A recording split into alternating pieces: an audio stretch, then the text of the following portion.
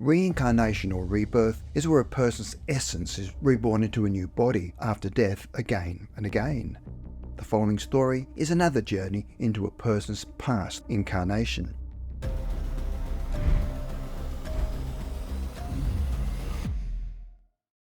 In 1981, Ray Bryant was a freelance journalist working for the Evening Post in Reading, England. He was sent to do an interview with hypnotherapist Joe Keaton, who had just written a book. Ray had always been interested in reincarnation and had a few strange recurrent dreams that fascinated him, but had no sense of ever having lived a past life. Ray underwent a few regressive sessions where it took 12 sessions over a year before he managed to make any progress. After going through the usual regressive routine, they finally had a breakthrough in going back to a past life. All of a sudden, he found that he was a soldier and that his name was Reuben Stafford.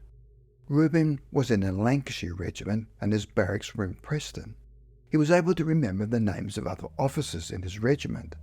Over a number of sessions, they found that Reuben had been born around 1820 in Brighton, which he then called by his original name, Brighthelmstone. On checking historical records, Brighton was originally called Brighthelmstone, and the name was used from the 14th to the 18th centuries. The family had moved to Ormskirk, Lancashire, where his father worked in the town hall. The strangest thing was that Ray was born in the south of England, but when he was regressed back to Reuben Stafford, he immediately took on a strong Lancashire accent. Ray had never been to Ormskirk, but under hypnosis he was able to describe a cross they have in the town square. The cross still exists and is known as Market Cross. He married a woman called Mary and joined the army at the age of 22 and fought in the Crimean War that took place between 1853 and 1856. One day in the Guildhall Library, a researcher came upon a book with the name of all the casualties of the war, where he found his name Sergeant Reuben Stafford. They were able to check his army record, where he'd served in the 47th Regiment of Foot. Without prompting Ray, they would ask him a question about a certain date, and he was able to come up with the correct answer. Ray was also tested on the medals that Reuben had received, where they told him he'd received 4. But Ray claimed he'd only won 3 because the 4th wasn't really a proper medal because it wasn't given by the Queen. Reuben had served in Malta and Canada, where Ray had never been to in his life. Reuben was asked to go to a place called Strada Stretta in Malta, which, as it turns out, was full of brothels. Ray knew nothing about Malta. He was then asked to go to the Gut, which the soldiers knew was Strada Stretta. Reuben started laughing because he knew it was the place that soldiers visited for prostitutes. He was asked to describe the location, and he said it had many steps and the women were pretty rough. As Reuben, Malta had a strong effect on Ray, as he was able to describe many vivid images, as if he'd recently been there himself. The same was with Canada, where Reuben would describe the buffaloes on the plains.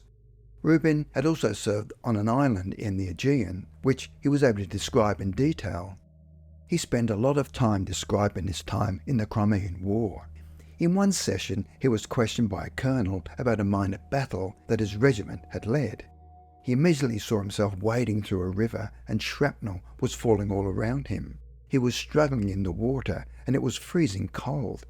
He was asked what objects had captured and he described flags and drums which were shiny and made of brass.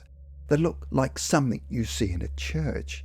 It turns out that his regiment did capture some drums that were decorated with spread eagles like the ones on church lecterns.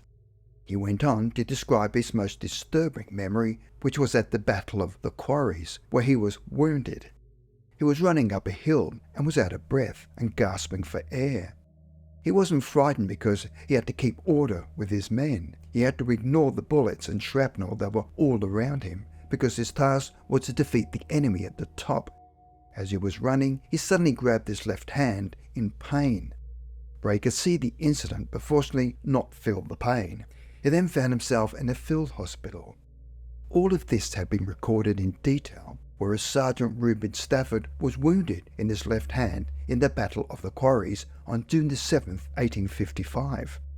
Whilst in the hospital, he could smell the death and was surrounded by dead soldiers. It was in the hospital where he saw Florence Nightingale. He said she was like a mother who was a gentle small lady walking through the ward, but she was not carrying a lamp, which is how history portrays her. She was well known to the soldiers. She was the Angel of Crimea because she was the one who brought proper treatment to the soldiers for the first time. Before that, soldiers were just left to die. Ray said that before being regressed, he was rather squeamish and could not watch operations even on the television. But after experiencing what Reuben had been through, he did not worry about such things. Ray had never sailed up the River Mersey in Liverpool in his life, but Reuben had when he returned from the Crimea and was able to accurately describe the entrance to the Mersey. He had not seen his wife for 2 years, and he now had a son who was 18 months old, and tears began to run down his cheek. He was asked about the men he was with and was able to give their names, ranks, and whether they were wounded. All of this was verified in the war records. He said the coming back from war was an anticlimax. As he went forward, they found his life started to take a downward turn, where his wife had died and he went to live with his son in London, which did not work out. It turns out that after Reuben had left the army, he became depressed and frustrated because it had been his life.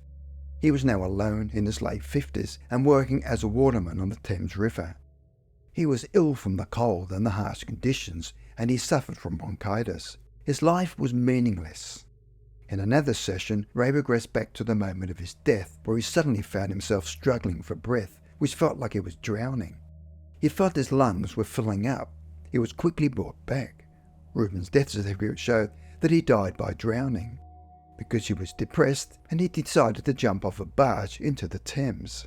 Reuben's body was found on April 2, 1879 at Millwall Dock. After the death of Reuben Stafford, he underwent other sessions with other lives, and one particular life he did not like was that of a man called Robert Sawyer, who he regarded as very simple. He considered him a village idiot, shy and stupid, who died in April 1938. Ray was born in January 1939, so he was born very shortly after Robert Sawyer's death. In yet another session, Ray was taken back to a life before Reuben, and he came upon a man called Wilfred Anderton. Wilfred was a coachman who lived his early life in Bristol in the 1700s. Much of his time was spent on the London to Bath run. He would occasionally stop at inns, and life was easy, where he had a bit of money, food and ale. He described the inn as having a fire in the grate, whilst he had a jug of ale and sitting at a wooden table. Wilfred would like to chat with his friends. On one occasion, the innkeeper made him a strong drink that he called the blunderbuss. That was half rum, half ale, and a dash of gunpowder. After drinking this concoction, he got so intoxicated he thought he was dying. He would later witness a highwayman being hanged, where people would pull on his legs to make it quick for him, otherwise they could hang there for hours. They were unable to find any records for Wilfred because it was too far back. Before Wilfred, he was a young girl called Winifred who was very ill and spent a lot of time in bed in a nice room. She died around the age of 8. They went even further back, where they were unable to understand modern English. Death doesn't worry Ray at all now, because he has died so many times before, he's certain that he will come back all over again.